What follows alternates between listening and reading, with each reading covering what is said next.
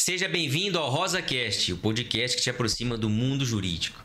Tenho hoje aqui comigo a advogada Thalita Peixoto, formada em 2014 e advogada desde 2015. A Thalita nasceu e foi criada, nasceu em Amambai, cidade também da família do meu pai, e foi criada em Paranhos, uma cidade na fronteira aqui do nosso estado, divisa com o Paraguai.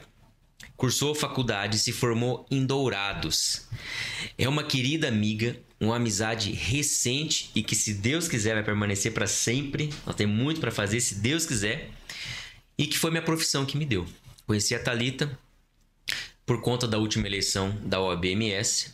E a Thalita foi candidata a vice-presidente na nossa chapa. Uma mulher forte, firme, que advoga na área de família e na área previdenciária. A história de vida dela é muito bonita e vocês vão gostar. Thalita, minha querida amiga, muito obrigado pela sua presença. A gente, como eu disse aqui, se conhece há pouco tempo, mas compartilha muitas ideias. Temos outras ideias que não são iguais, e é isso que vai formando uma advocacia, vamos dizer assim, forte, uma amizade também, um completando o outro. Para mim e para a Cris é uma alegria muito grande a convivência que temos com você e com o Caio, né? E essas coisas, esses projetos que nós estamos tendo juntos aí, vamos desenvolver, a gente vai falar de um deles aqui, inclusive. Se Deus quiser, tem muito a produzir. Seja bem-vinda, queremos saber da sua vida. Eu que agradeço o convite, Lucas. Para mim é uma felicidade estar aqui. Uma, porque você agora é meu amigo, né? E outra, porque eu tenho já acompanhado o seu podcast, o RosaCast, e tenho achado sensacional poder conhecer as pessoas, né? Um pouco mais sobre a vida delas, a trajetória delas. Acho que isso enriquece a nossa vida e sou muito feliz mesmo. Uma gratidão estar aqui com você hoje. Obrigado. Como começou sua vida aqui? Você é de Mato Grosso do Sul. Aliás, você nasceu em Amambai, como eu falei, mas a sua família é de Mato Grosso do Sul. Por que vocês estão ali pelo sul do estado? Como começou isso? E mais adiante, por que você decidiu fazer direito? A minha família, eu nasci em Amambai, porque meu pai é ex-militar, então ele serviu ao quartel, eu nasci no quartel, né? Logo em seguida, a gente foi embora para Paranhos, porque meu pai saiu do quartel e foi trabalhar como eletricista. Meu pai é eletricista, minha mãe professora, se conheceram em Iguatemi, através de uma tia, porque meu pai morava em Iguatemi antes, né, de ir pro quartel, a mãe dele, os pais dele eram de Iguatemi. Conheceu a minha mãe quase freira, ia ser freira, no meio do caminho conheceu o meu pai, casou, e aí foram morar um tempo em Amambai, nasci lá, fui morar em Paranhos em seguida, tinha 2 anos de idade. Em Paranhos eu morei por 13 anos, é assim, um lugar maravilhoso, fronteira. Paranhos sempre foi um local de difícil acesso, porque não tinha asfalto para chegar lá, e eu sempre brinco com as pessoas que Paranhos é uma tribo, né? Porque as pessoas, elas crescem, é como se fosse uma família mesmo, porque a gente ficava fechado ali entre a gente, só ia para Paranhos quem tinha que ir para Paranhos, porque Paranhos é uma passagem, não é passagem para lugar nenhum, era Paranhos, Paraguai. E eu morei lá por 13 anos da minha vida, assim. E é engraçado isso, porque eu nunca pensei em ser advogada. A minha mãe, ela falava assim: filha, você tem que ser advogada, porque eu sempre tive esse perfil assim de ser muito justiceira, eu lembro que na escola os colegas brigavam, eu entrava na mediação, eu separava, eu falava: olha, você tá errado, tem que pedir desculpa, isso aqui não é assim, não é assado. Mas no curso assim da escola, das atividades escolares, eu gostava muito de biologia. Então eu sempre pendi mais pro lado da saúde do que pro lado do direito em si. E meu pai não era advogado, minha mãe não era advogada, então ao contrário de alguns colegas que têm familiares advogados, eu nunca vivi, Lucas, assim, nesse ambiente de advogados, né? Paranhos não tinha nem fórum, não sei como que é hoje, mas na época não tinha fórum.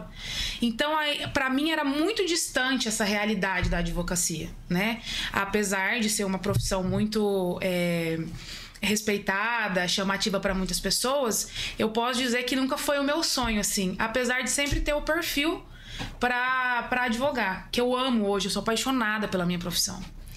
E depois que eu morei um tempo em Paranhos, vou seguir a cronologia aqui pra gente não se perder.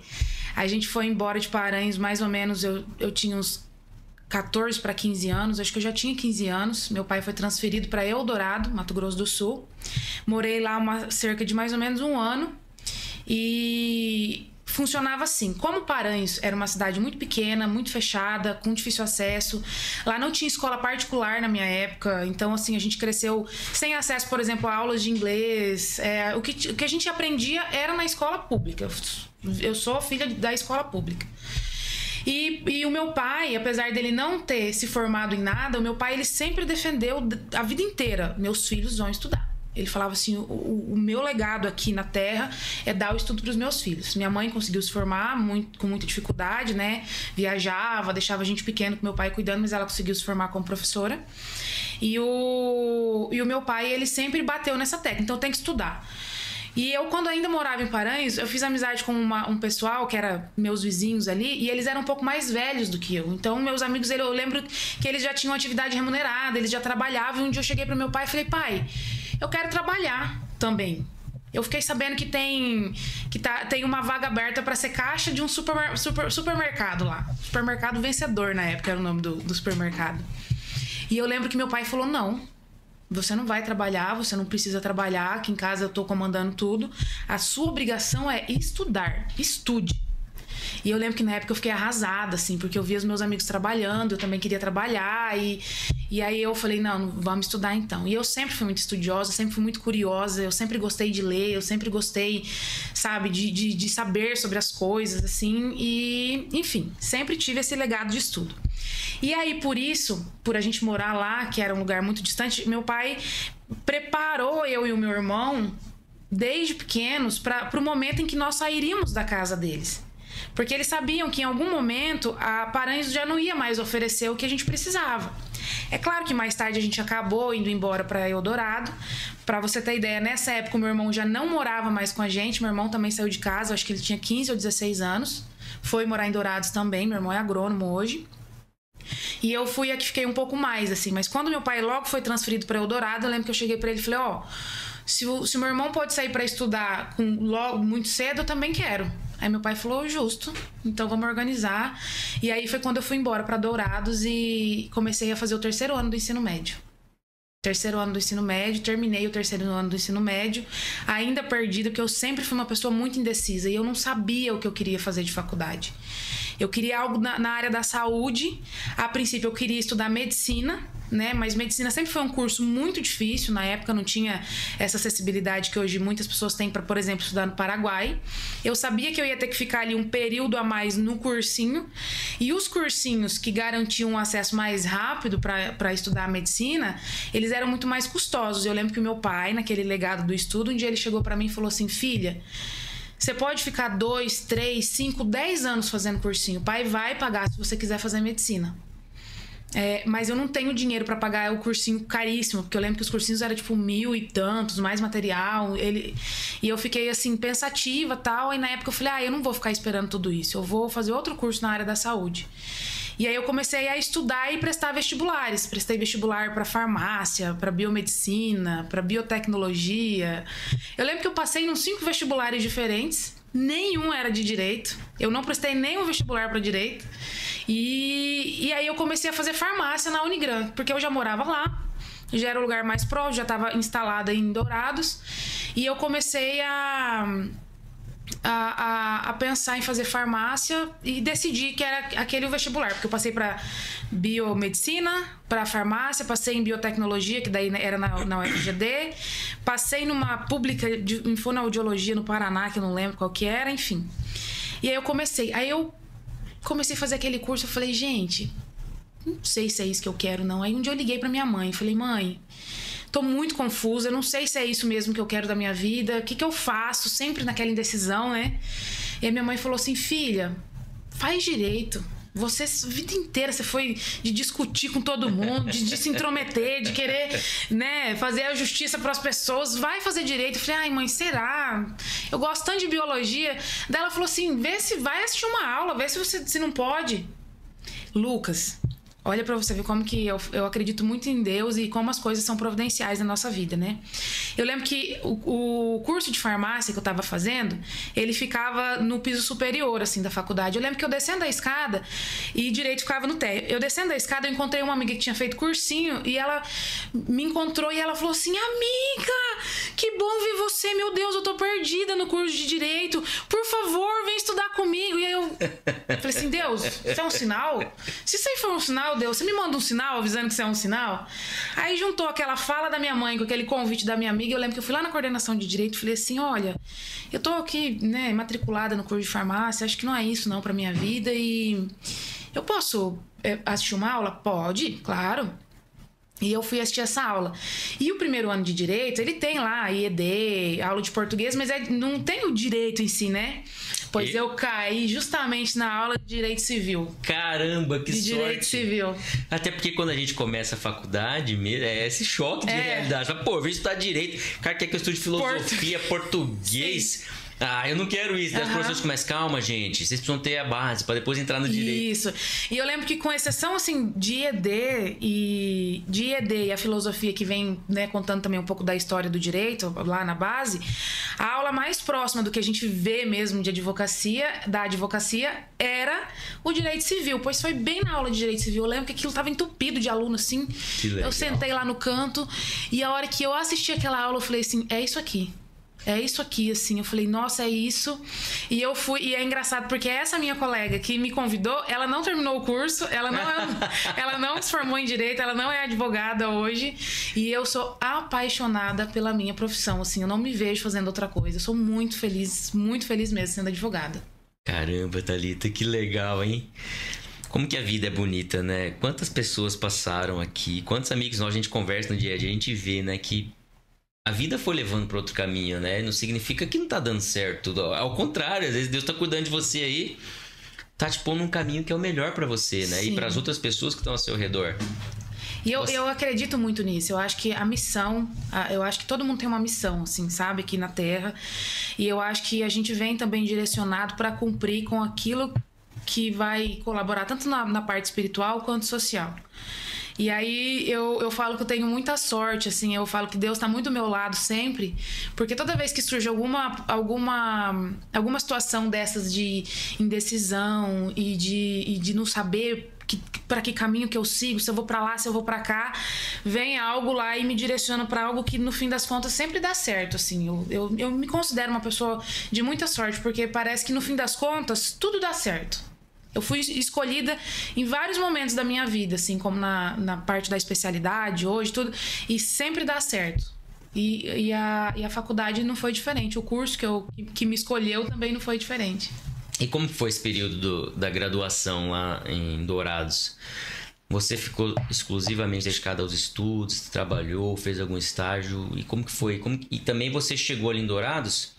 Pelo que você está contando, você não tinha uma história ali de convívio, não conhecia pessoas. Como foi também esse primeiro momento aí para você conhecer novas pessoas?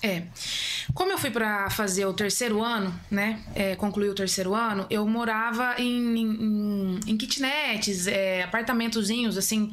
Então, assim, sempre tinha muitos alunos. E eu fui fazendo vários amigos porque os próprios vizinhos, eles também estavam ali tentando se reconhecer. Então, dentro da escola a gente fazia amizade e também os próprios vizinhos foram virando família, né? Eu fui, na época, morar com a minha cunhada, que hoje, felizmente, é falecida, mas na época eu fui morar com ela, dividir apartamento, porque o meu irmão já morava lá, mas eu não fui pra morar com o meu irmão, porque o meu irmão morava numa república, com um monte de guri, e ele não queria sair de lá, e eu falei: eu não vou morar com esses meninos aí, não sabem nem limpar as coisas direito. Falei: não, eu vou virar empregada deles. Eu falei: não quero, não. E na época ele namorava, e a minha cunhada foi morar pra lá também, e eu fui dividir apartamento com ela. Nisso, eu fui conhecendo os vizinhos, que também eram todos novos, porque a gente morava tudo ali perto da escola, da faculdade e tal. E aí a gente foi virando uma grande família, sabe? Eu tenho amigos que eu falo que são... Hoje, um dos meus melhores amigos, que eu falo que é meu irmão, que é o Vinícius, que é veterinário, ele era meu vizinho, assim. E a gente dava suporte um pro outro em todas as dificuldades que a gente tinha. E aí, Lucas, tem uma parte também interessante. Eu sou filha de ex-militar, então meu pai, ele sempre foi muito rígido na nossa criação, assim. E eu lembro, ele nunca foi assim de, nossa, Thalita, agora espera aí que o pai vai resolver pra você. Não tinha disso, não. Às vezes apertava a botina lá, às vezes falava, calculava errado a grana que ele mandava pra pagar aí, sem investir no negócio errado ali. Pai do céu, eu preciso pagar tal coisa, eu errei aqui, não sei o quê. Eu lembro que ele falava assim, se vira. Se vira. E eu lembro que na época eu falava, ai, pai, agora, isso aqui. E dava um jeito, a gente se virava. Mas por que eu tô contando isso? Porque eu falo assim que todas as situações da nossa vida, elas servem para nos moldar. E eu falo que todas as dificuldades que eu tive que superar na vida, que fosse numa situação simples de pagar um boleto ali, às vezes perder prazo, às vezes precisar, sei lá, imprimir um negócio, ir numa internet, não conseguir, e não ter alguém fazendo por mim, me ensinou a ser uma pessoa muito resolutiva. Então hoje, às vezes eu tenho alguma coisa para resolver, minha cabeça ela já tá ali, então eu consigo resolver as coisas hoje com muita facilidade. E eu falo que isso durante um tempo que eu reclamava, que eu falava, meu pai era muito rígido, meu pai não me ajuda, eu vi os pais das outras pessoas, não, deixa aqui que a gente resolve, eu vou ligar pra fulano, ciclano. Não, era eu que resolvia, e hoje eu sou absolutamente grata ao meu pai por essa criação, porque ele me moldou uma pessoa que se vira. Hoje eu me viro, eu resolvo meus BO, eu corro atrás do que... Eu não tenho medo das coisas, sabe? Eu sei que tudo vai se resolver de alguma forma, eu só preciso descobrir como. O processo da vida é essa, sabe? E aí a gente foi conhecendo as pessoas, tendo amigos, fazendo vínculos e na faculdade também, né? Você vai fazendo amizades, pessoas também que eu trago hoje pra minha vida, até pessoas que eu trago até hoje pra minha vida, assim, pessoas, colegas, parceiros, enfim, eu acho que cada etapa da minha vida me trouxe pessoas valiosas, assim, né? Às vezes eu falava, poxa, a gente vem de uma realidade que foi muito difícil, principalmente financeiramente falando, e morar em outra cidade, longe de todo mundo, sem aquele suporte, aquela estrutura, e eu falava assim, eu tenho uma vida muito difícil, mas Deus, ele trouxe pessoas, ele me mandou um suporte muito grande, que são os amigos, assim, eu tenho muita gratidão por tudo que eu vivi e por todas as pessoas que eu conheci no caminho, assim, porque se eu for juntar cada historiazinha com a representação de cada um na minha vida, assim, é muito bonito mesmo de saber de sentir que você não tá sozinho, sabe? É um reconforto, vamos dizer assim, né? Um refrigério. E como que você decidiu, ou como que a vida decidiu que você iria advogar? Então, quando você chega na faculdade, eu não sei se na faculdade de vocês isso acontecia, mas eu lembro que meus professores chegavam e falavam assim, vocês escolheram o melhor curso do mundo, porque vocês podem ser o que vocês quiserem, né? E aí tem aquela brincadeira que o pessoal fala assim, a gente entra querendo ser desembargador do STF e a gente sai querendo só conseguir passar na OAB, porque você vai vendo a dificuldade e tudo mais. Eu sempre gostei muito do direito, sempre fui muito estudiosa também na faculdade, minhas notas eram muito boas, graças a Deus. E apesar de ter ventilado em algum momento a questão do concurso, eu sempre quis advogar, assim, eu nunca planejei ser alguma coisa que não fosse advogada, sabe? Então, pra mim, sempre foi muito direcionado. Acho, sim, que talvez tenha faltado no meu curso algo mais direcionado pro dia a dia da advocacia. Eu não sei hoje se as universidades ensinam isso, porque lá você aprende a lei, mas você não aprende o advogar, o em si, né? Você tem a prática lá, mas ainda assim é muito pouco pro que você tem que lidar no mundo, né? Eu lembro muito dos professores falando assim, o ano mais difícil que vocês vão passar aqui é o 6º ano, que é quando vocês saem, né, da faculdade pro mercado de trabalho. Mas como eu sempre tive essa natureza de vamos advogar, vamos isso, vamos aquilo, eu sempre quis advogar. E aí eu saí da faculdade e a minha dificuldade maior foi, como é que eu vou começar a advogar se eu não tenho estrutura financeira, não tenho como manter um escritório? Meu pai, o dinheiro que meu pai tinha para me ajudar, ele pagava o meu aluguel lá, né? E ele não tinha condições de pagar um aluguel de moradia e um aluguel de... E eu falei, eu vou ter que trabalhar com alguém, né? E aí eu procurei emprego, eu fazia entrevistas, eu ia, e eu não tinha carro. Eu lembro que tinha lugares que falavam assim, você tem veículo? Eu falava, não tenho veículo. Eu fiz estágio na Defensoria Pública Criminal, né? Lá no na vara que a gente trabalhava era da vara do Tribunal do Júri, então eu adorava ver, né, aqueles processos, as pessoas, as fotos, aquela coisa toda. Aprendi muito. Mas quando eu saí, eu falei, cara, e agora, né? E agora? O que eu vou fazer? Aí eu cheguei a trabalhar assim, em parcerias com alguns escritórios. E um dia surgiu a entrevista no escritório lá de Dourados, né, do Dr. Vander Medeiros. E eu lembro que quem me atendeu foi o irmão dele. E aí eles falaram assim, você tem conhecimento em direito previdenciário? E eu falei assim, professor, eu vou ser muito honesta com o senhor. Eu falei assim, o direito previdenciário na Unigran, ele é EAD. A gente estuda daquele jeito, assim, né? Eu falei assim, a base teórica eu tenho, assim, mas era aula EAD, assim. Mas, se o senhor tiver disposição de me dar um tempo, eu vou aprender, eu vou fazer, eu vou resolver e eu posso cuidar dessa pasta aqui. Aí eu lembro que eu falei assim pra ele, me dá um mês que eu vou destrinchar essa matéria toda, eu vou estudar, eu vou ler, eu vou fazer o que tiver que fazer e... Não, Thalita. Aí eu lembro que ele falou assim, não, Thalita, a gente quer gente assim, com vontade. Eu não quero alguém que seja expert, eu quero alguém com vontade para disposição para aprender. Eu falei, isso aí eu tenho. Ele falou, então você tá contratada. Que legal. Aí, e aí eu fui, né? Naquela ansiedade, naquela coisa e tal.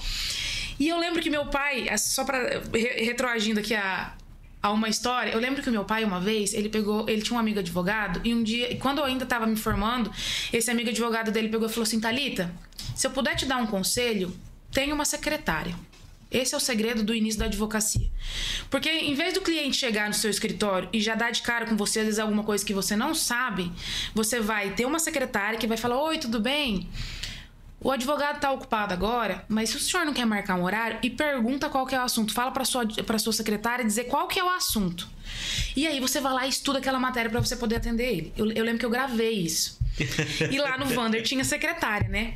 E lembro um mês que eu tinha pedido pra ele, né? Ele falou, não, é isso aí, ok. Eu lembro que assim, deu 2 dias, no meu segundo dia, já tinha cliente pra eu atender. Eu falava, gente... Era um mês. Mas e o meu mês pra eu poder, né? Relembrar das matérias. Eu falei, gente, não, tem que atender o cliente. Aí eu lembrei do conselho que esse amigo advogado, meu pai, me deu um dia. E eu falei assim, Nilva, era Nilva o nome da secretária. Eu falei, Nilva, faz o seguinte... Fala que eu tô ocupada agora, que eu não posso atender, porque tinha vindo de surpresa. Pede desculpa, fala que eu tô ocupada. Pergunta qual que é o caso, me passa e fala pra ele voltar amanhã. Aí foi isso. Eu não lembro hoje qual que era o caso, mas daí eu estudei, olhava jurisprudência, ele ia ler, lia isso, lia aquilo, lia artigo. Atendi. E aí você vai aprendendo, né? Porque a experiência, ela vai te moldando. Claro que tem aqueles clientes que eles já chegam sabendo tudo, e aí eles iam percebendo que talvez eu não tinha tanta experiência. Acredito que nesse caminho, talvez, muitos clientes deixaram de fechar porque não sentiram a firmeza e tal. Mas a gente foi eu fui aprendendo a lidar com o cliente. E uma coisa que eu sempre tive na minha cabeça é que, assim, não existe problema no mundo maior que o seu. Então, quando o cliente chegava, por mais que o caso dele fosse simples, eu chegava para ele, se eu não sabia a resposta, quando eu já estava na frente dele, que ele fazia alguma pergunta, e eu falava assim, olha, seu fulano, eu vou ser muito sincera com o senhor, o seu caso não é simples, o seu caso é muito complexo, não é fácil. Então, para eu não cometer o erro de te dar uma resposta errada, eu vou pedir um tempo para dar uma pesquisada e assim que possível eu vou te dar um retorno, eu mando mensagem no seu telefone para responder isso que o senhor está me perguntando. Tá bom? Não, tá bom, assim, assado. E eu fui trabalhando no direito previdenciário sem ser especialista, né? E eu lembro que eu chegava no INSS e tinha que mexer com aqueles procedimentos administrativos que são muito complexos, porque tem um monte, né, de instrução normativa, como que você faz, o que você junta, você não pode juntar o documento errado, senão você faz o cliente perder o direito. E eu cheguei, eu meti o óleo de peroba na cara e eu fui sincera, eu sempre fui muito honesta com as pessoas. Se eu sei, eu falo, se eu não sei, eu também falo. E eu chegava pros servidores lá do INSS e falava assim, tudo bem, meu nome é Thalita, eu sou advogada recém-formada, eu tô trabalhando agora com direito previdenciário, foi o escritório que me abraçou e eu preciso de ajuda, porque eu não sei exatamente o que mais que eu preciso juntar. O senhor pode me ajudar? Gente, os servidores eram maravilhosos. Eles foram assim... me dando dicas. Thalita, junta isso. Thalita, deixa eu dar uma olhada, porque hoje é mais difícil, porque hoje é tudo remoto, né? Aí eles falavam, ó, esse documento aqui não, esse documento assim. Então, os próprios servidores foram professores meus do INSS. E eu fui aprendendo os caminhos na prática, que eu lembro que para mim ficou muito fácil, porque eu sabia coisas que em cursos de direito previdenciário a gente não aprendia, porque os servidores do INSS iam me explicando como é que a gente fazia, sabe? E aí eu fui tendo sucesso, graças a Deus, foram chegando clientes de forma orgânica e vinham. E como o escritório do Dr. Wander sempre foi um escritório direcionado para a área trabalhista, surgiam também muitos clientes previdenciários. E eu sempre fui, assim, corajosa, sempre fui aventureira.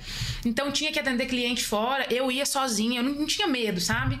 Não, vamos viajar, vamos. Eu catava o carro e ia viajando, ia para Itaquiraí, ia para Fátima do Sul, chegava lá, falava, oi, tudo bem, eu sou a Thalita, eu sou isso, aquilo, e ia, sabe? Eu não tinha medo de audiência, ficava nervosa, mas adorava fazer audiência. Aí eu lembro que um colega que trabalhava lá com a gente, porque sempre iam acompanhado na audiência, né? E eu falava, não, vou sozinho, não precisa me acompanhar, não. Daí ele falava assim, como que você tem coragem? Eu falava, não, na verdade, eu me sinto mais segura vocês não estando lá, porque daí eu vou ficar com medo de errar perto de vocês. Então eu ia lá e eu aprendi que, assim, as audiências, por exemplo, cara, audiência, eu falava assim, cara, eu sei o caso do meu cliente, melhor do que ninguém, porque fui eu que montei esse processo. Então, se eu sei o caso do meu cliente, eu sei qual que é o direito dele, o que de ruim pode acontecer aqui? É no máximo o juiz levantar alguma normativa, né, extraordinária aí que eu não conheço e eu falar, excelência, não sei no momento do que se trata, vou me inteirar, ou então perguntar, o senhor pode me explicar do que se trata isso exatamente? Então, assim, eu não me intimidava isso, sabe? Eu sempre fui de meter o louco, meter a cara e ir, assim, eu adoro lidar com gente, adoro atender meus clientes, assim, hoje eu chamo minha advocacia de advocacia afetiva, porque eu converso com eles, eu sempre sou muito franca com eles, então eu falo assim, seu fulano, é o seguinte, o senhor vai mandar mensagem pra mim e os outros clientes também vão mandar mensagem pra mim. Às vezes eu não vou poder te atender. Então, se eu não te responder até o dia seguinte, o senhor pode mandar uma mensagem de novo, porque muito provavelmente eu abri a mensagem e esqueci. Caso contrário, aguarda um pouquinho, porque eu tô tentando dar conta de responder todo mundo. E eu quero responder o senhor, porque o direito previdenciário, ele é muito sensível, Lucas, e é uma área que eu amo muito, né, que eu fui escolhida pelo direito previdenciário, mas é uma área que eu amo muito porque você lida com a vulnerabilidade absurda das pessoas. É diferente de você ter um cliente ali que bateu o carro e ele tá frustrado porque ele perdeu um bem, ainda que seja um bem de trabalho e tudo mais, do cara que precisa daquele benefício para se alimentar, sabe? Já tive clientes que chegaram no escritório, 2 horas da tarde, eles vinham de van, assim, da cidade vizinha, daquela van da prefeitura que leva o pessoal para fazer exame e tudo mais. E ele falava assim, doutora, eu não tenho dinheiro, eu não comi nada hoje. E eu parar atendimento para dar comida para esse cliente, porque ele não tinha comida. Do cliente chegar na minha frente e falar assim, doutora, eu vou ser despejado porque eu não tô conseguindo pagar meu aluguel, o que eu faço? E aí você não tem como você resolver a curto prazo, porque você depende de um judiciário, né? Que infelizmente no nosso país é muito moroso. E aí o que você pode oferecer para aquele cliente naquele momento? Acolhimento, sabe? Em muitos casos hoje eu vejo que o cliente ele fica feliz com você muito mais quando ele é acolhido do que às vezes claro que o resultado é algo esperado, né? O resultado positivo, mas quando você acolhe aquele cliente, ele entende que você tá ali por ele, que você, né, tá ali estendendo a mão e falando eu vou te ajudar nessa situação difícil que você tá passando, você fideliza o seu cliente, né? Esses dias aconteceu uma situação muito engraçada. Eu fiquei feliz que uma cliente minha pegou e mandou bem assim: olha, esse aqui é o número da doutora Thalita, fala com ela porque ela é muito honesta e boazinha. E ela mandou pra mim em vez de mandar pra cliente. Só que daí eu consegui ler e ela foi lá e apagou dela. Ai, desculpa, eu tava mandando mensagem pra uma amiga.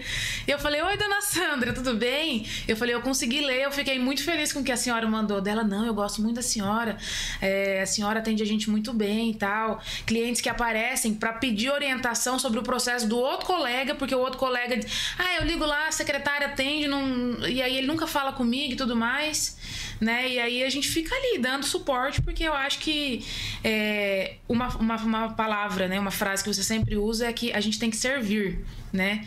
E eu acredito muito nisso. E isso é uma máxima na minha vida também. Eu sou espírita hoje, acredito em Deus, eu acredito muito em evolução espiritual. Eu tenho um foco muito forte de que eu não estou aqui na Terra a passeio. Eu estou aqui para evoluir a pessoa da Thalita enquanto espírito. E eu utilizo o meu trabalho para chegar nessa evolução espiritual. Então, não importa o que você faça hoje, não importa onde você esteja, qual seja o seu cargo, se você está trabalhando no trabalho menor remunerado possível ou no maior remunerado possível, você tem uma função aqui na Terra, né? Seja social, seja espiritual. Então, eu utilizo o meu trabalho para servir as pessoas e melhorar a vida delas. Eu acho que o nosso trabalho é isso. E a advocacia nos dá esse material, essa condição, porque nós trabalhamos justamente auxiliando pessoas. A advocacia é uma baita oportunidade para isso, é um tesouro mesmo, né? A advocacia é serviço em si, essa é a essência.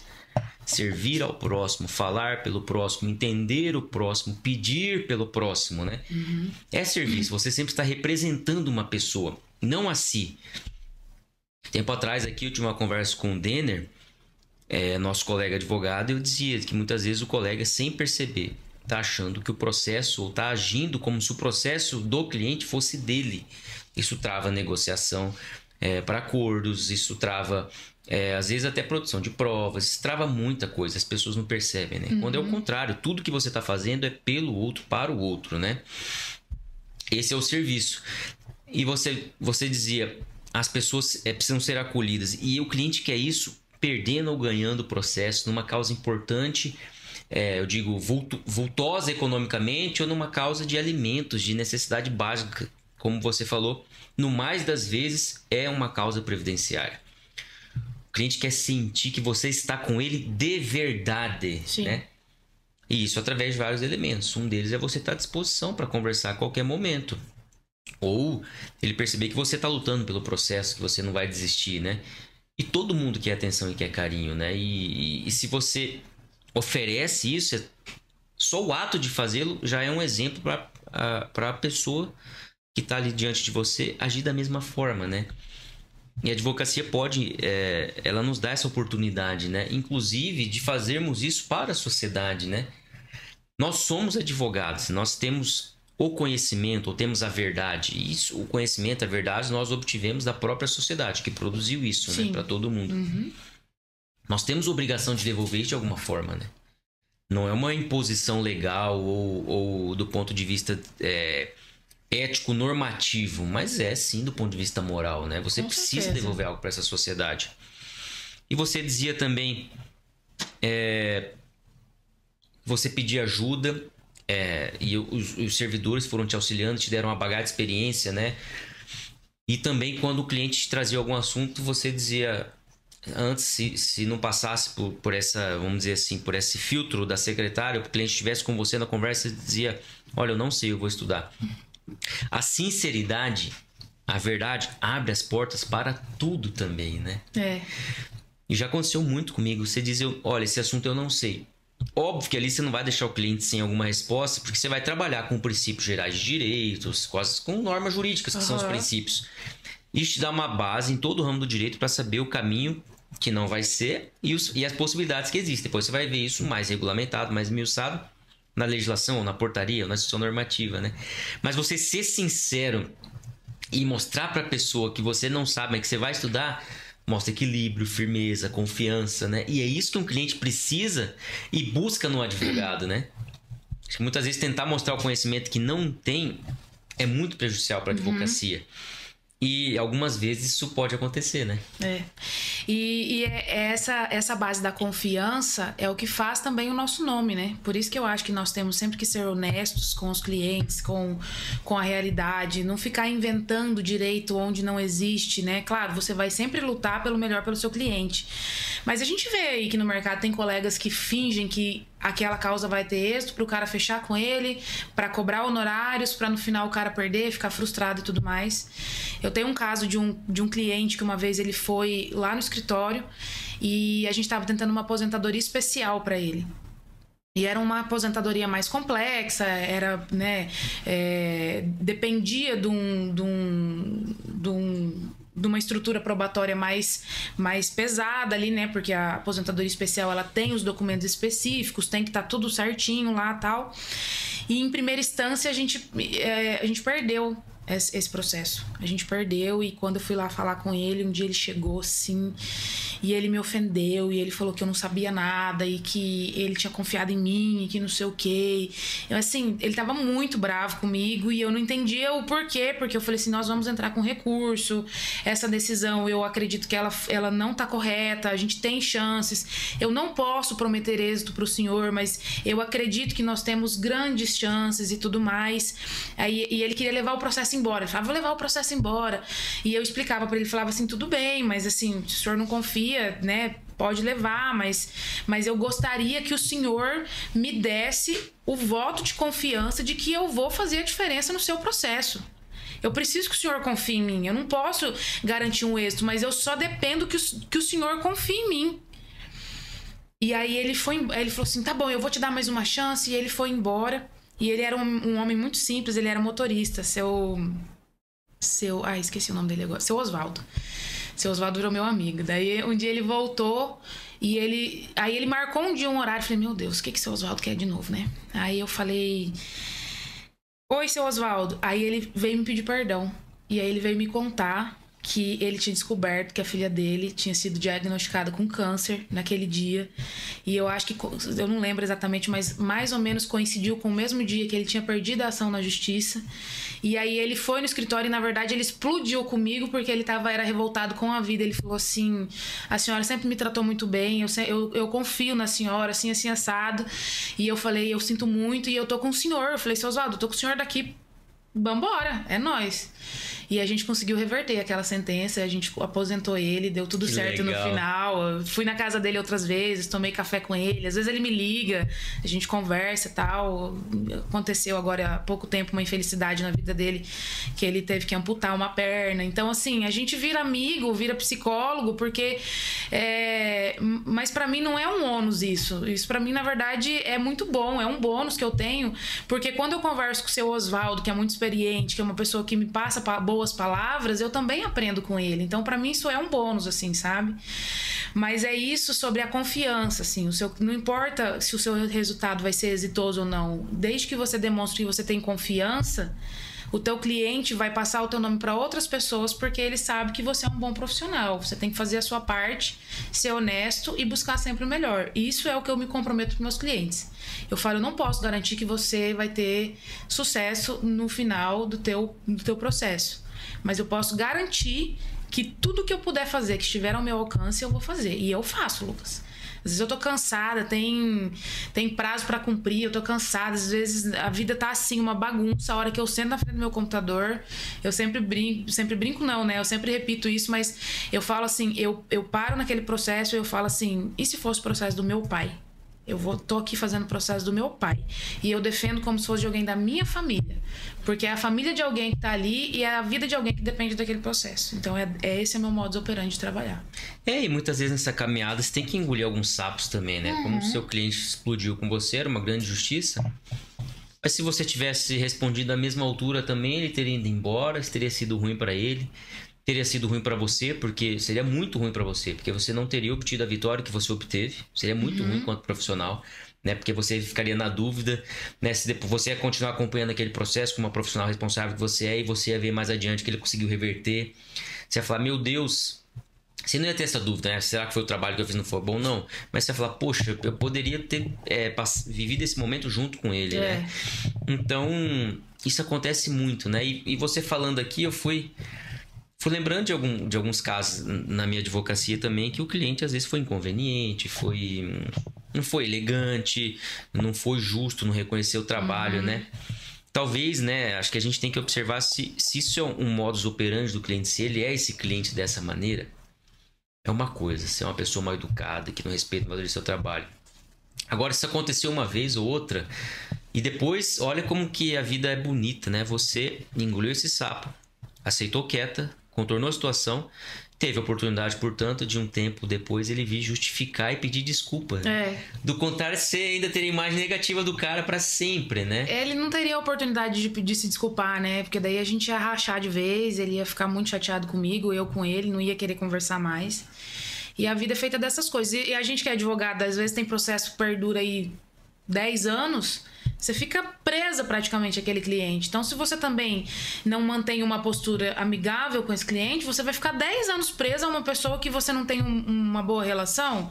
É nossa responsabilidade também trabalhar para que a relação que, né, por obrigatoriedade do destino aí, do próprio judiciário, vai ser longa, é nossa responsabilidade cuidar para que esse cliente esteja satisfeito com a gente, até porque são 10 anos que ele vai ter de lembrança do seu nome para indicar para outras pessoas. Então eu acho que tratar bem as pessoas não é como você falou, não é uma obrigação legal, né? Mas deveria ser. Eu acho que no nosso país deveria ser, porque quando você trata bem as pessoas, você garante um bom dia para ela, você vai transformando o seu ambiente através da forma como você trata as pessoas, né? Não importa quem seja, não importa onde você esteja, a gente tem que tratar bem as pessoas e é isso. A gente aprende isso na escola, a gente aprende isso na igreja, a gente aprende isso nos filmes, a gente tem que tratar bem as pessoas. E é isso que vai fazendo o nosso nome também, né, como advogado. Vai formando a imagem pública, vamos dizer assim, né, de profissional, né? Exato. Eu conversei com o Gervásio também sobre esse assunto, e a nossa imagem pública é formada mesmo através de pequenas experiências privadas, né? Porque são elas, as pessoas comentam, a sociedade é um fluxo de relacionamentos, de informações que vão chegando para todo mundo. O que está acontecendo aqui pode chegar em outros lugares do poder público, outros espaços privados, em outros amigos, né? O que a gente está vivendo a portas fechadas, vamos dizer assim, né? E isso é um processo eterno de formação da imagem, né? Sim. As pessoas não têm um conceito da gente enquanto profissional com base nas nossas manifestações públicas, né? Sim. Que, aliás, em quantidade são muito menores do que as nossas relações e manifestações privadas, correto? Exato. Então, às vezes a gente não tem isso em mente, né? Poxa, eu vou agir aqui publicamente, ou no Instagram, ou no Facebook, ou num evento, no congresso, para transmitir uma imagem. Não, sua imagem está sendo formada e transmitida no que você está fazendo no privado, né? No privado. Que é o atendimento, por exemplo, com o cliente, né? O modo como você atende, né? E até nas peças processuais, né, Lucas? Assim, porque, especialmente, hein, Thalita? Porque a gente trabalha aquilo. Você atende seu cliente, você faz... hoje em dia, na era da digital, você faz o seu marketing, mas na hora da defesa em si, é você e o seu computador. Então, se você vai fazer bem, se você vai fazer mal, se você vai fazer bagunçado, se você não vai... É você ali sendo forte, né? Demonstrando quem você é de fato. Demonstrando que você é diligente, demonstrando que você é respeitoso, demonstrando... Do outro lado, o juiz vai ler aquilo, né? Juiz, a pessoa que tá, né, avaliando aquilo lá. Mas a partir da sua escrita, a gente se comunica muito pela escrita também, né? Então, isso aí também é um ponto de dividir as águas pra gente demonstrar quem a gente é. Por isso que tem juiz que, às vezes, quando você trabalha bastante numa vara, ele já sabe que tipo de advogado que você é pelo tipo de defesa que você faz, né? Se a sua defesa é boa, se ela é bem fundamentada, se ele vê que você não fica, através da sua defesa, tentando entubar coisas que talvez não caibam muito, e não tô falando de teses inovadoras, tô falando de tentar transformar algo que, na verdade, não é. Ali você também vai pondo a sua imagem, né, à disposição para as pessoas saberem como você é, quem é o Lucas, quem é a Thalita, enfim. E até o colega, né? O modo como você escreve, né? Se é agressivo, se não é, né? Exato, aham. Esses dias, me veio aqui, eu tive um episódio assim. Num determinado processo. Um determinado processo que tá até no tribunal. Num caso, um colega fez um embargo de declaração pedindo uma decisão X. E aquele pedido, a fundamentação, para mim, ele dizia, ó, aconteceu tal coisa, e aí passou despercebido. E veio essa decisão, mas deveria ter corrigido essa situação anterior antes dessa decisão, então vamos anular essa decisão para voltar para a situação anterior. E eu respondi ao recurso dele dizendo, olha, ninguém pode se beneficiar ou conseguir anular uma decisão favorável com base no próprio erro, barra torpeza. E eu não gosto da palavra torpeza, porque você está impedindo uma fé, uma atitude deliberada da pessoa. Mas eu pus barra torpeza para lembrar do jargão, porque o jargão é ninguém pode se beneficiar da própria torpeza. E aquele caso não era torpeza, aquele caso era um erro. Eu pus ninguém pode se beneficiar do próprio erro barra torpeza, para lembrar desse jargão. E o colega, depois na manifestação, eu percebi que ele se sentiu ofendido. Ele fez um comentário na petição. Pois imediatamente quando eu li, eu vi essa petição num push. E foi num sábado. Eu peguei, esse colega eu nunca estive com ele, nunca conversei com ele. Eu conheço porque tem esse processo antigo, já vi ele em outros casos, é um colega competentíssimo. Eu obtive o telefone e liguei para ele para pedir desculpa. Para dizer, escuta, não foi por... Eu não queria te dizer isso, me desculpa se você se sentiu agredido. Enfim, acabei não conseguindo, ele não me atendeu. Mandei mensagem no WhatsApp e ele não respondeu também.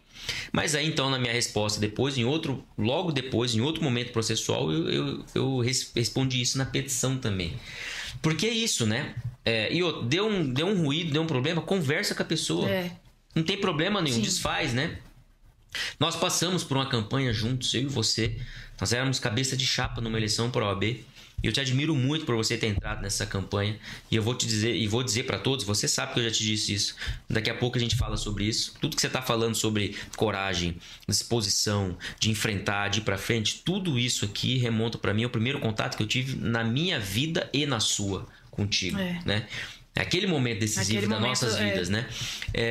Enfim, tem algum ruído, conversa com a pessoa, desfaz. Eu dizia, a gente participou de uma campanha juntos. Óbvio que você, encampando uma ideia ou várias ideias, ou liderando um grupo, você tem que ter posicionamento firme em vários assuntos. E à medida do possível, sempre a gente estava junto, você via, tudo isso era feito de um modo que não machucasse pessoas, que a gente combatesse ideias. Mas é óbvio que não tem como passar por um processo desse sem ter errado e sem ter mesmo feito de maneira correta ou certa formalmente, ter atingido outras pessoas que se sentiram ofendidas. Não é problema nenhum também. Né? Na medida do possível, a gente vai até as pessoas e pede desculpa. E se tem arrependimento de verdade, as pessoas vão sentir isso. E onde eu tenho ido, conversado com pessoas, as pessoas têm compreendido. Elas não concordam com o que eu fiz, não acham que está correto, mas elas compreendem o arrependimento, que é um pedido de desculpa verdadeiro. E acho que essa é a vida, né? Bem, a gente tem que agir de uma maneira, de tal maneira, né? Com lhaneza, não vou dizer docilidade, mas com certo modo com doçura mesmo, com elegância, né? Com as pessoas, sendo firme ao mesmo tempo. Pô, mas é difícil mesmo, essa é a vida. Tem que ser firme e ao mesmo tempo respeitoso, elegante, amoroso com as pessoas, né? Mas se errou, como você falou, você fez uma petição ruim, vai pedir desculpa, meu Deus do céu, pro colega, né? Enfim, acho que essa é a caminhada, né? Esses dias, Thalita, mudando um pouco de assunto aqui, eu vi uma entrevista sua ao vivo, se não me engano, na Rede Record, e nós já estamos falando agora então do assunto de violência contra mulheres, que me tocou profundamente, porque você fala com muito lugar de fala, assim, porque você é mulher, porque você atua muito nessa área. Você não milita, você atua mesmo com técnica, né, com coragem nessa área de defesa da mulher. E que não significa só também ser advogar só para defesa de vítimas, né? Eventualmente na defesa de acusados também. O funcionamento do direito é para isso. Nós temos um amigo muito querido que advoga num caso recente muito rumoroso para o acusado. E ele não está defendendo o acusado. Ele está defendendo o direito do acusado de ter um processo legal, escorreito. E de eventualmente, se for punido, que isso aconteça observando a regra do jogo, né? Perfeito. Tanto que esse nosso colega, esse querido amigo nosso, quando chegou na delegacia nesse caso, comentou com as autoridades: olha, podia ter sido de uma maneira diferente. E numa fala que poderia ser interpretada como contra aquele que é acusado. E não, porque todo mundo quer o funcionamento correto do ordenamento. Quer que não haja briga, não haja violência, não haja morte, não haja assassinato, não haja feminicídio, né? E vendo essa entrevista sua, e você atua nessa área de direito de família também, de defesa das mulheres, eu vi algo muito forte e que para um homem é muito difícil falar. Ao longo da nossa campanha, e depois também nossas conversas de amigos, enquanto colegas, outra coisa também, você falava aqui do modo como você atende clientes. Nós já atendemos junto, e eu vivi, eu sou testemunha de como você age, que é isso mesmo que você está falando. ao longo da campanha, em alguns momentos eu te falei, Thalita, e tal tema? Como que eu falo? Porque muitas vezes eu fico com medo de eu falar e causar um revestrez enorme e as pessoas tomarem do ponto de vista contrário. Ou não. Não é nem que eu tô falando correto, as pessoas entenderem o contrário. É que eu tô falando errado mesmo. Não é assim mais que se vê as coisas, vamos dizer assim. E eu vi você falando algo que eu teria receio de falar. E talvez acho que nem vai ser aceito se um homem disser. Que você diz assim, nós mulheres temos que ser assim, assado, temos que nos vestir bem, ou temos que muitas vezes, aliás, não era o raciocínio. Olha como é delicado, mas eu só uso falar isso aqui porque você já vai abordar esse assunto, né? Não é um homem falando. Você disse, nós mulheres somos pressionadas pela sociedade a termos namorado, a termos marido, a termos filhos e a sermos excelentes profissionais. Muitas vezes algumas são pressionadas a tal ponto que aceitam qualquer traste que apareça na frente. Olha que coisa pesada de falar, ainda mais vindo de um homem. Mas foi Thalita Peixoto que disse e eu quero que você explique um pouco mais isso. Lucas, é polêmico, né? É polêmico, não, mas é muito verdadeiro, assim. Essa questão do trabalho com mulheres, eu realmente carrego há vários anos e isso também é natural de mim, assim. Eu venho trazendo lá de trás, eu falo assim, que lembra da história da minha mãe que quase foi freira? Lá em casa, a minha mãe, ela é mais machista que o meu pai. E as pessoas precisam também entender que quando a gente fala fulano é machista, a gente, em alguns momentos, dependendo do uso da palavra, ela pode sim ser entendida como uma ofensa. Mas nós todos somos machistas. Nós crescemos numa sociedade em que nós recebemos todo tipo de informação em que a mulher deveria estar em um lugar e o homem deveria estar em outro. Então eu, Thalita, declaradamente feminista, também sou machista. Eu cresci nessa sociedade, as pessoas cresceram nessa sociedade, as crianças ainda. Então, assim, o nosso trabalho, ele vem para realmente alterar essa realidade, trazer uma igualdade que não vai ser, que a gente não vai alcançar amanhã, nem depois de amanhã, isso vai levar anos, entendeu? Não faz muito tempo que as mulheres não podiam usar calças, não faz muito tempo que as mulheres não podiam gerir seus patrimônios sem autorização do pai e do marido, não faz muito tempo que as mulheres não votavam. Então, assim, isso é histórico.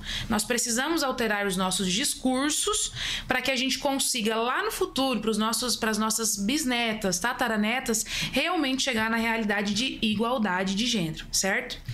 E aí eu trago essa questão da forma com que a sociedade obriga as mulheres a alcançarem relacionamentos rapidamente, enquanto nós ainda temos uma sociedade muito agressiva, né, por parte dos homens em relação às mulheres. Nós estamos na parte de um processo de mudança, né, de consciência em relação às coisas que gera conflitos também. O que é isso que eu tô querendo dizer? Por exemplo, a aldeia indígena de Dourados. Uma vez a gente ouviu uma mulher indígena que ela falou assim: vocês brancos, vocês entram aqui na aldeia e falam que é violência, que é crime bater em mulher. Vocês chegam, juntam as mulheres, juntam os homens, as mulheres principalmente, e falam assim: sabia que é crime você apanhar? É crime. Só que a cultura deles é diferente da nossa. Aí o que acontece? Ela fala assim, quando essa mulher vai pra casa dela, ela vai se levantar contra o marido pra falar: é errado isso aí que você tá fazendo. O que ele faz? Ele esfaqueia ela. Porque ele fala: opa, por que você tá se levantando contra mim? É um trabalho de conscientização muito grande. E a gente tem que cuidar esse trabalho de conscientização através dos nossos discursos, através das nossas palavras, das nossas linguagens. Então, quando você chega para uma mulher e fala: e aí, cadê o namoradinho? E aí, você não vai conseguir você não vai conseguir um namorado? Você não vai responder o fulano? Vai ficar pra titia? Vai ficar pra titia? Não, mas você tá ficando velho, porque mulher também tem prazo de validade. Tem prazo de validade moral, porque mulher muito velha, os caras já começam a colocar empecilho nessa relação. E tem prazo de validade biológico, porque nós, biologicamente falando, nós também não podemos... Aliás, nós conseguimos através de vários tratamentos hoje, mas assim, mulher, o período de fertilidade para ter filhos, a gente tem um prazo ali biológico também. E aí, Lucas, a gente entra nessa questão em que nós temos que começar a alterar os nossos discursos para que a gente mude a nossa realidade. Então, a gente tem que parar de cobrar mulheres para que tenham relacionamentos, porque aquilo vai ficando preso na mente delas, vai se tornando uma verdade que elas precisam encontrar parceiros de forma rápida e elas vão começando a aceitar, elas vão fechando os olhos para sinais de que aquele relacionamento não vai dar certo, porque ela começa a criar na cabeça dela que aquele é o cara que ela sempre esperou. Ela precisa de alguém. A minha família me pressiona, os meus amigos me pressionam, a sociedade me pressiona. Eu, Thalita, que luto pelo direito das mulheres, já fiz isso diversas vezes. Eu tenho começado a me policiar também, porque eu encontro uma amiga lá que tá solteira e fala assim: ah, mas você viajou e não pegou ninguém, você não encontrou ninguém. Ah, eu não acredito, mas você tá devagar, hein, amiga? Por que eu tô falando isso pra ela? Às vezes ela não tá afim. Por que eu acho que ela tem que ter alguém? O que isso interfere na minha vida? É claro que eu, como amiga, eu quero que ela seja feliz. Eu quero que ela encontre alguém. Mas eu tenho que tomar cuidado de que forma eu falo isso pra ela, pra que essa mulher não comece a se sentir cobrada, ainda que não seja uma cobrança escancarada ali, ela não comece a se sentir cobrada em ter alguém. E aí quando aparece aquele cara que não é o príncipe encantado dela e começa a dar sinais, ela começa a maquiar aquilo. Ah, não, mas ele não é assim, ele esteve assim nesse momento e vem acontecendo esse monte de violência na nossa sociedade. De mulheres que acreditam que aquele cara é o cara certo, ele já deu sinais, mas ela ainda assim, ela tá ali presa porque ela precisa tentar aquele relacionamento que a sociedade tá cobrando dela. Então a gente tem que mudar os nossos discursos em vários aspectos, sabe? Principalmente com as meninas. E falando um pouco mais sobre essa questão do feminismo e da forma com que os homens têm se posicionado em relação a isso, Lucas, é muito importante, Thalita, essa é a minha forma de trabalhar o feminismo. Eu acho que hoje tem a questão do cancelamento virtual, quando você fala algo nas redes sociais, tem o fato de você ser recorrigido por mulheres, às vezes até de forma pública, o que cria um constrangimento. Eu acho que as mulheres também precisam tomar cuidados com a forma que essa correção é feita, e os homens também têm que se encorajar a falar, ainda que eles possam estar errados, porque nós estamos nesse período de transição, né, de mudanças de comportamentos e de falas. Então eu vejo muitas vezes os homens falando assim, se resguardando, falando assim: ah, eu prefiro não falar, eu tenho medo de falar. Os homens têm medo hoje de falar sobre assuntos de mulheres porque eles não conhecem. Eu tenho medo. A minha sorte é que eu tenho amigas como você e outras companheiras nossas a quem eu posso dizer, a quem eu posso recorrer. Posso dizer isso? Isso, né? Mas é uma dificuldade para nós homens mesmo. Sim, mas num discurso, por exemplo, o que eu posso já te dar de sugestão e dar de sugestão para os homens que estão nos assistindo? Não deixe de falar. No próprio discurso, você pega e fala: pessoal, eu estou em processo de aprendizagem, eu estou aprendendo ainda que nós estamos mudando a nossa realidade. Então, se eu estiver errado em algum ponto, estou aberta a correções. Pronto, você até já quebra o gelo se alguém chegar ali e querer e tentar te corrigir publicamente. Entendeu? Porque isso precisa ser falado e a gente só vai falar e melhorar quando for discutido, né? Então tem algumas nuances ainda que estão no campo do inconsciente e a gente fala sem perceber, porque isso é fato de que todo mundo vem de uma educação machista, onde o homem ainda é colocado numa colocação ainda superior à mulher. Nós estamos vindo de um histórico de mulheres ainda encontrando seus espaços, ainda ocupando vários espaços, e essa questão de votar, ser votada, poder abrir conta em banco sem autorização de marido, ela ainda é recente, então a gente ainda tem que pensar numa forma de restituir isso futuramente, entendeu?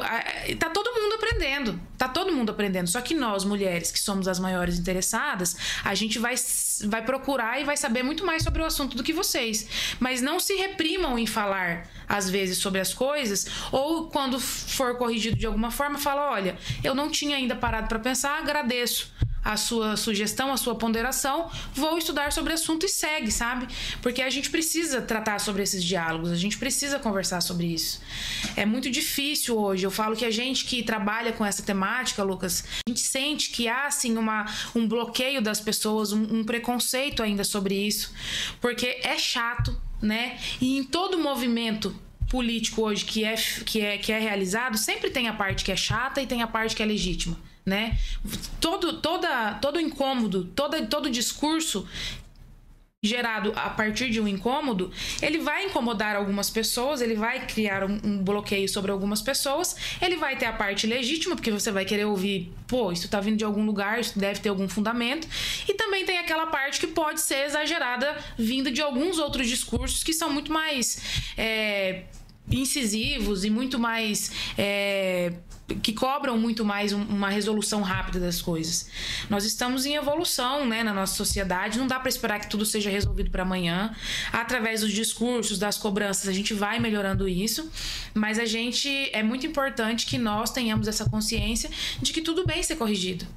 Quando eu trabalhava lá no escritório do Wander, eu ficava numa sala era eu e mais 3 homens. E eu lembro que eu ficava ali nas conversas dos caras, eu trabalhando ali e seguia a minha vida. Quando algum discurso era muito pesado, eu falava, olha, isso aqui tá errado. Isso aqui não dá pra você sair falando por aí, né? E eu não falava isso pra falar, você é um macho escroto. Porque eu tava tentando ajudar os caras. E foi interessante isso, porque depois de um tempo trabalhando lá com eles, às vezes eles estavam, tipo, em outro lugar, em outro espaço, eles batiam na porta. Ô, Thalita, se eu falar isso é errado? É igual quando você vem e me pergunta, Thalita, é errado eu falar isso? Não, o que você está demonstrando? Você está demonstrando que você está aberto a também melhorar o seu posicionamento, que infelizmente isso veio da nossa educação, né? Mas é isso.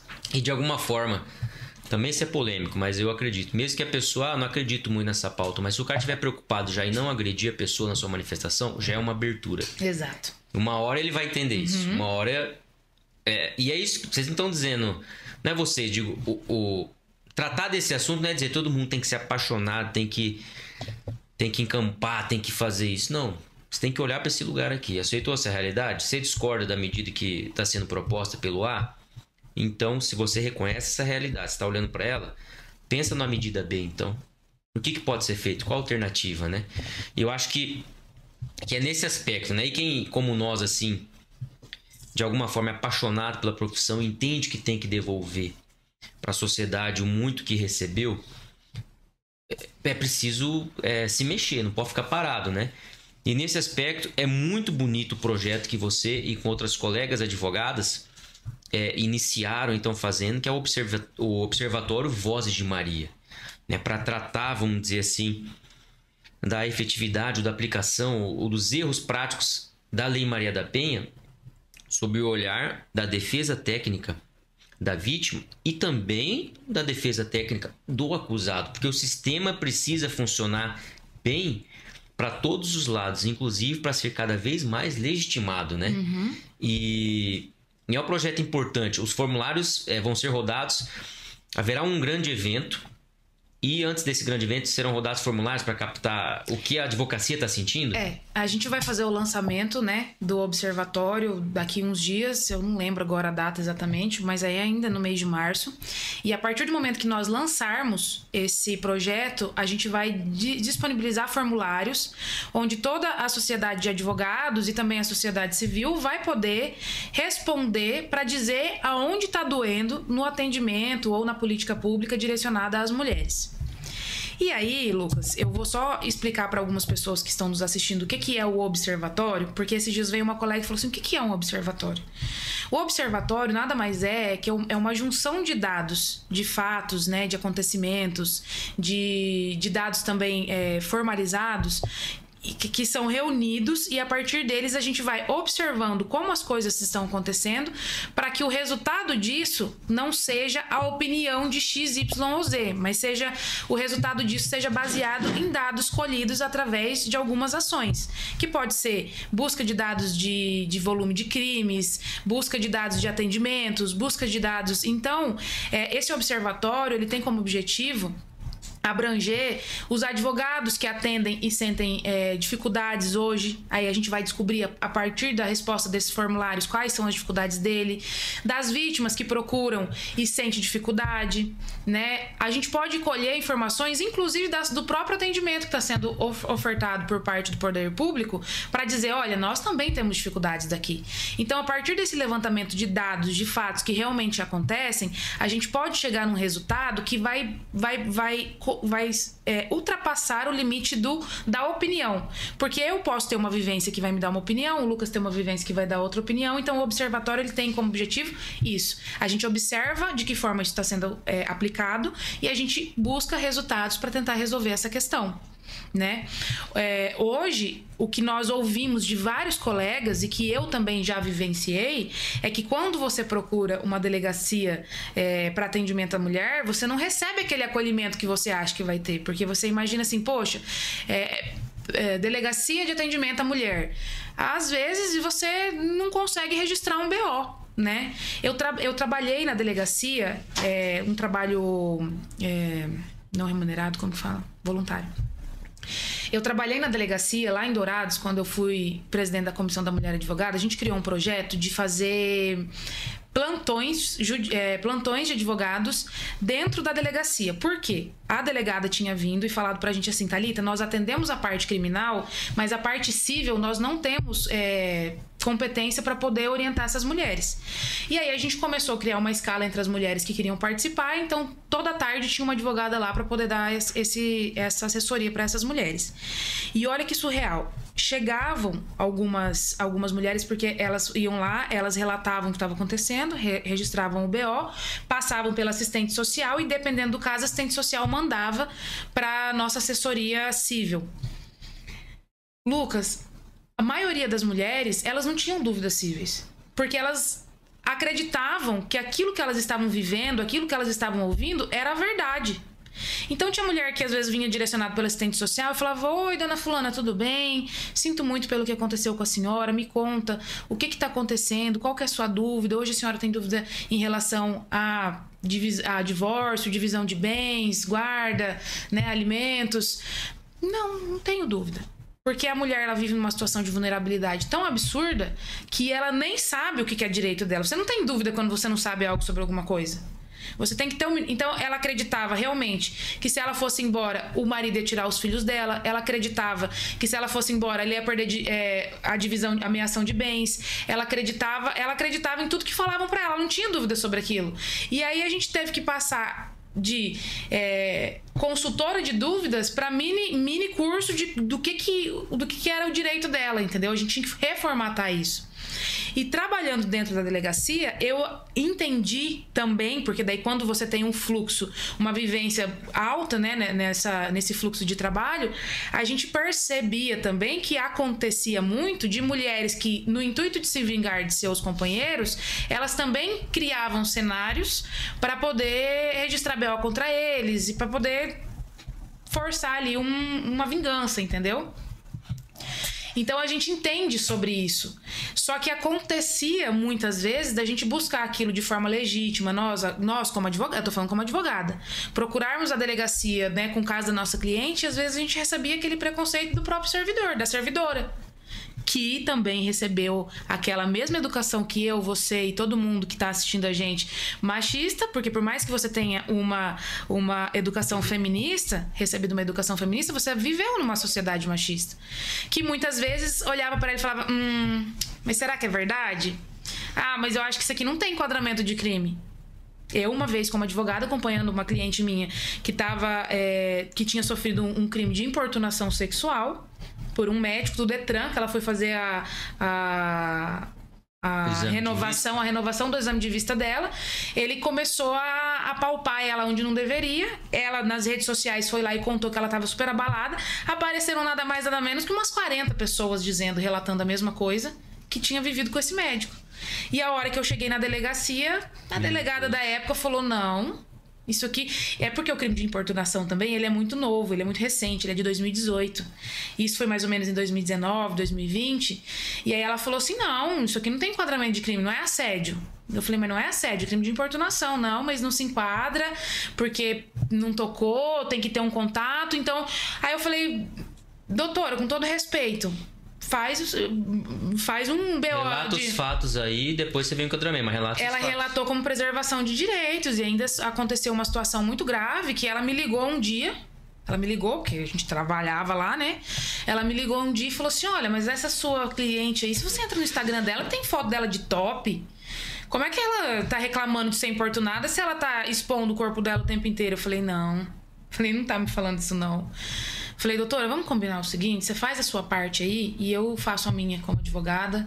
Se você não concordar, não tem problema. Aí ela depois veio e me relatou que, eu mandei no grupo de promotores e delegados que eu tenho aqui e ninguém entendeu como enquadramento de crime. Eu falei, tudo bem, mas eu preciso que esse BO seja registrado. A gente ganhou em primeira instância. Foi importunação sexual. Tá em fase de recurso.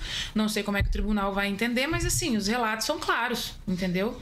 Então, assim, até pra gente que tem a parte técnica preparada, a gente recebe um negócio desse, aí você imagina com o teu cliente ali do lado, porque ainda se o embate fosse só com a gente, ok. Aí você tá com o seu cliente, que ela já tá vulnerável, ela já tá com medo, aí ela vê aquilo, ela é revitimizada em relação àquilo tudo. Né? Isso precisa ser conversado. É doloroso. Eu não quero entrar em conflito com os delegados, eu não quero entrar em conflito com a segurança pública do Estado, eu não quero entrar em conflito com ninguém. Mas eu preciso que o meu direito de atuação e o direito do meu cliente seja resguardado. E eu, como advogada, eu vou lutar por isso até a morte. Entendeu? E aí, se alguém se doer, eu sinto muito. Mas também tá doendo em mim. Então, a gente precisa conversar sobre isso. E o observatório tem isso como objetivo. A gente poder levantar todas essas dores que todo mundo sente para ver de que forma a gente vai poder achar uma solução e conversar com as autoridades para melhorar.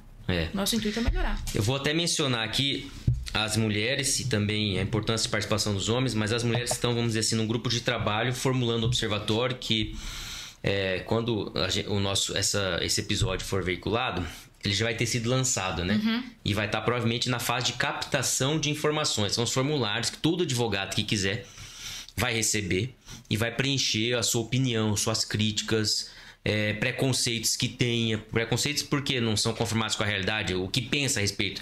Não tem experiência profissional na área, mas tem um preconceito, uma pré-ideia, uma pré-noção do assunto, põe lá. Eu acho que é assim o sistema, para a gente ter uma ideia até do que as pessoas não atuam estão enxergando a respeito do sistema, que é muito importante.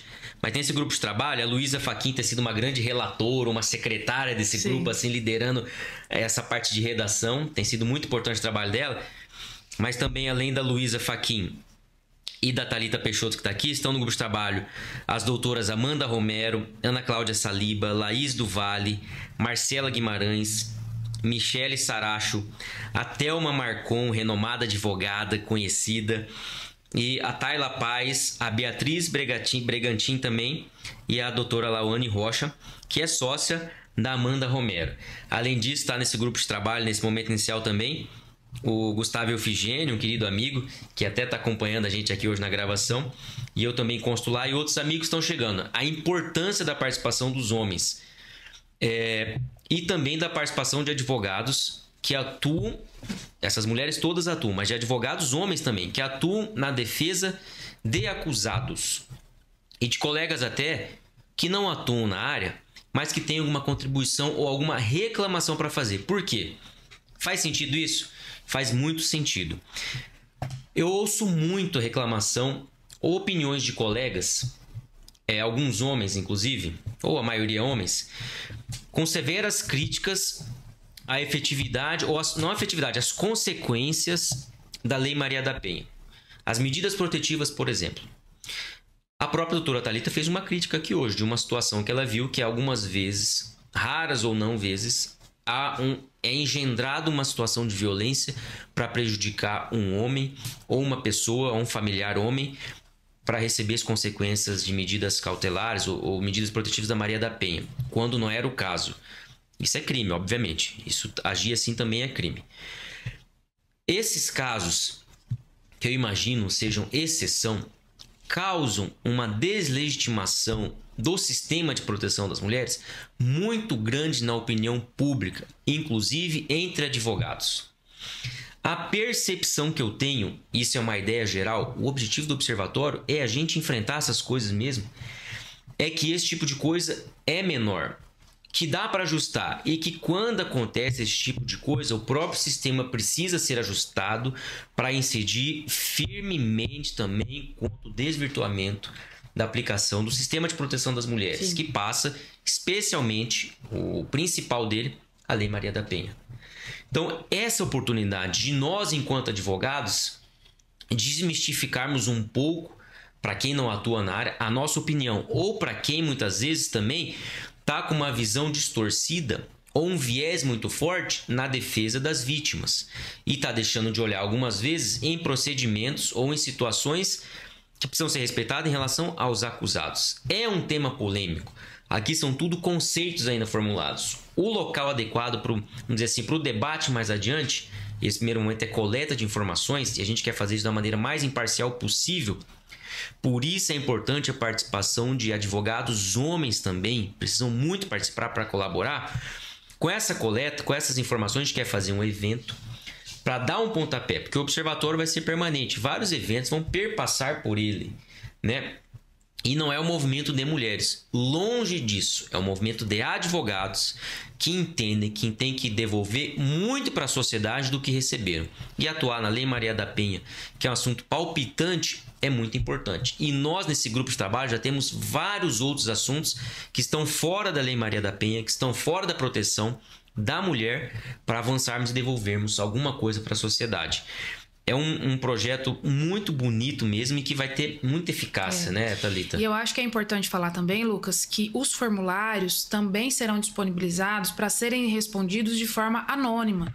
Então, se de alguma forma você tiver algum relato forte, né, mas tiver algum receio de alguma forma de expor o seu nome, não tem problema. Esses formulários também serão disponibilizados de forma anônima para você poder contribuir e ajudar, porque, na verdade, a gente precisa falar sobre isso. Todo mundo precisa falar sobre isso. Nós estamos no segundo estado mais violento para mulheres no Brasil.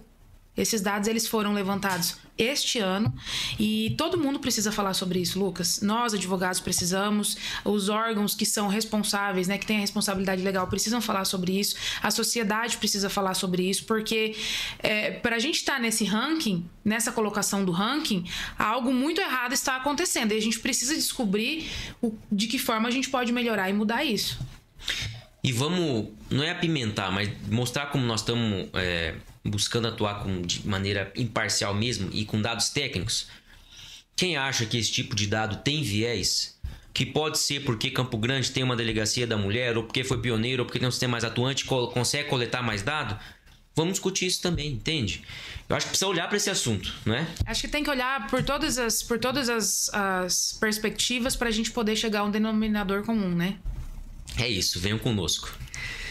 Thalita, minha querida amiga, queria agradecer a oportunidade desse nosso bate-papo, desse seu testemunho de vida. E ao longo da nossa conversa aqui, vários trechos que você foi falando da sua vida, várias passagens e até várias opiniões me fizeram lembrar de momentos que nós dois tivemos ao longo da campanha que passou, né? Uhum. E que fez surgir tanta amizade, tanta esperança, né? E reforçou a fé dos nossos amigos que estão nisso, né? Que nós precisamos fazer algo para a sociedade, né? Sim. Que nós somos advogados e temos esse dever.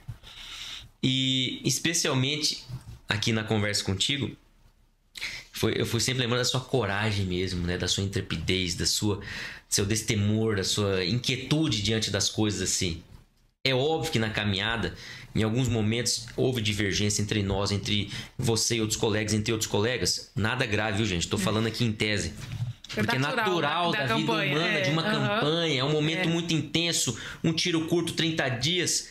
No nosso caso, desarticulado. Nós fomos com a fé e com a esperança mesmo. Inclusive sem dinheiro, sem muito apoio, né? Enfim. Literalmente na cara e na coragem. Na cara e na coragem. E você foi o maior exemplo disso. De que entrou com fé e com esperança, com esse senso de responsabilidade. Eu me lembro quando eu fui te visitar na Assembleia Legislativa, você era a principal assistente de uma autoridade parlamentar daquela casa. Com a sua vida pessoal, vamos dizer assim, toda ajustada, toda organizada, toda encaminhada. E avançando não só nesse servir que você estava ali naquele momento, como paralelamente na sua advocacia. E eu fui conversar com você para te pedir uma ajuda e um conselho. Porque nós estávamos buscando consolidar um nome de uma pessoa, aliás, de uma mulher do interior e de Dourados, para levar essa ideia junto. Lembra? Inicialmente o seu nome foi cogitado, foi o primeiro nome cogitado. Por várias pessoas, não só de Dourados, mas muitas de Campo Grande que você nem sabe que te conheciam à época. E depois, nessa caminhada toda, se aproximaram de você. É que você nem conhecia, que valorizava o trabalho que você tinha feito, e a gente não passou por essa conversa aqui. E o objetivo não é falar disso também, eu só estou falando, falar de OAB, quero dizer. Só estou falando disso porque me revela quão surpresa foi para mim a sua entrada na minha vida, da minha esposa, da minha família e dos nossos amigos. E essas pessoas indicaram o seu nome. Por esse motivo, você estava em outra caminhada, olhando para outro lugar, o seu nome não foi levado adiante na época. E nós estávamos num problema. Foi muito difícil mesmo montar uma chapa, é muito difícil. Nós só lançamos o nome porque ia ter uma chapa única e não ia ter oposição. E eu fui me aconselhar com você de que nome nós poderíamos trazer de Dourados, que nós podemos fazer em Dourados, como poderia ser uma reunião que a gente ia ter dali poucos dias. E a primeira vez na vida em que eu falei com você, uma colega muito querida, uma amiga muito querida, aliás, minha e sua, a Dani Menin. Dani, eu preciso conversar com alguém de Dourados, como que eu faço? Falei, vai pra Thalita, vai conversar com a Thalita, tá aqui o celular dela, manda uma mensagem. Ela tá em Campo Grande porque ela tá trabalhando em Campo Grande e tá servindo na Assembleia. E eu fui visitar você e conversei rápido. E te contei um pouco que você tinha sido cogitado lá atrás, vai naquela conversa. E de repente eu vi que você começou a me responder a altura assim da fé e da esperança. E eu falei, meu Deus do céu, essa mulher tem que ser a vice. Foi. E eu soltei isso ali, pum, em você, e você parou e falou: caramba, você me dá um tempo pra pensar? Eu falei, meu Deus, ela vai ser minha vice, cara. Olha que você falou, dá um tempo pra pensar, eu falei, vai ser minha vice. Quer dizer, você, aparentemente, mas não é isso. Aparentemente, pra quem não enxerga mais além, jogou tudo pro alto e largou uma oportunidade que seria única pra sua vida pessoal e foi entrar numa fria, sem saber onde ia dar, que era essa candidatura a vice-presidente. Mas desde o primeiro momento ali, você enxergava isso, assim como eu, que você estava mostrando o seu brio, a sua coragem. Não era por isso que você estava entrando também. Você estava entrando porque você acreditava nesse negócio. Sim, com certeza. O que nós estamos fazendo aqui, de desenvolver projeto, Observatório Vozes de Maria, e fazer o que precisa ser feito para colaborar com a sociedade. Sua coragem de alguma forma, se alguém não valorizou, ou se alguém à época não valorizou, estava errado. E isso tudo vai se ajustando. Mas assim, você, do ponto de vista pessoal, assumiu um risco sem tamanho. Que era uma estabilidade financeira, que não importa muito na verdade, mas a gente precisa dela. Com certeza.